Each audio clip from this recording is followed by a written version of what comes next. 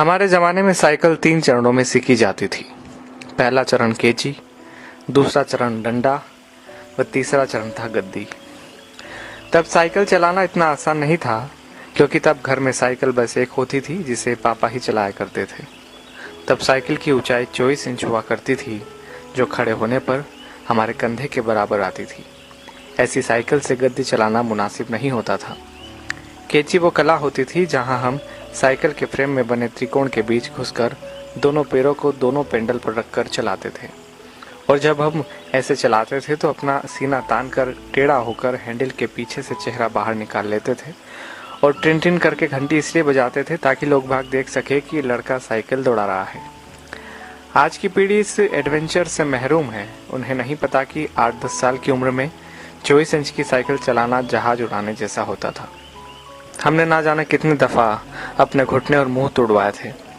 और गजब की बात तो यह है कि तब दर्द भी नहीं होता था।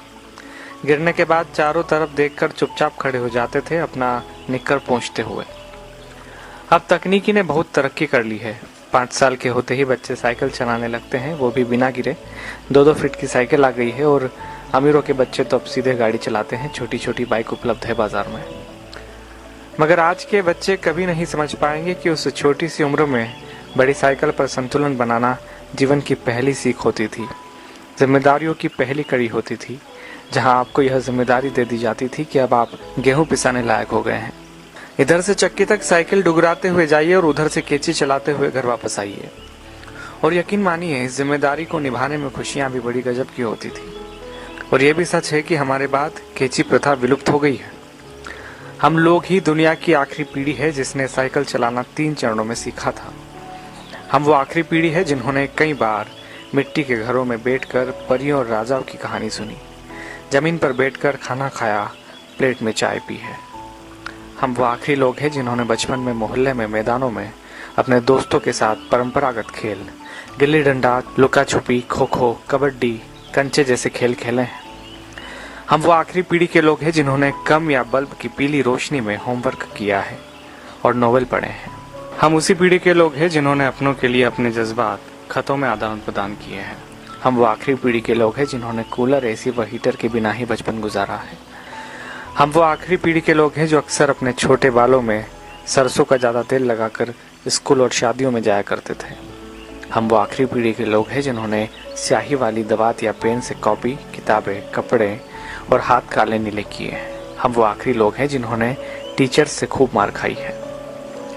हम वो आखिरी लोग हैं जो मोहल्लों के बुजुर्गों को दूर से देखकर नुक्कड़ से भागकर घर आ जाया करते थे।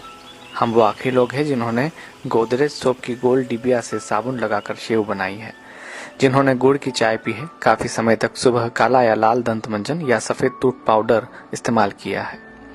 हम निश्चित ही वो आखिरी लोग हैं जिन्होंने चांदनी रातों में रेडियो पर बीबीसी की खबरें, विविध भारती, ऑल इंडिया रेडियो और बिनाका गीत माला जैसे प्रोग्राम सुने हैं। हम ही वो आखिरी लोग हैं जब हम सब शाम होते ही छत पर पानी का छिड़काव किया करते थे। उसके बाद दरी चादरें बिछाकर सोते थे। एक स्टैंड वाला पंखा सबको हवा के लिए हुआ करता था। सुबह सूरज निकलने के बाद भी ढीठ बने सोते रहते थे। वो सब दौर बीत गया।